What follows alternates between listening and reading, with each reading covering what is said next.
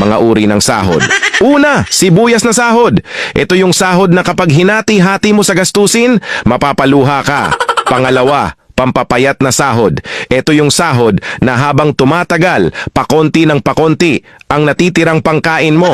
Pangatlo, magic sahod. Ito naman yung sahod na konting kumpas lang ng kamay at abracadabra, wala na siya. Pang-apat, malabag yung sahod. Ito yung sahod na di ka sigurado kung kailan ito darating at kung gaano ito tatagal. Panglima, corning pelikulang sahod. Ito naman yung sahod na tinatawanan mo na lang para di ka mabwisit. Pang-anim, konserbatibong sahod. Ito yung sahod na nakakawala ng inspirasyon. Pang-pito, baog na sahod. Ito naman yung sahod na kahit anong trabaho ang gawin mo, wala pa ring kalalabasan ito. Pang-walo, reglang sahod. Ito yung sahod na isang beses isang buwan lang dumating at tumatagal lang ng 3 araw. Alin sa 8 ang sahod mo?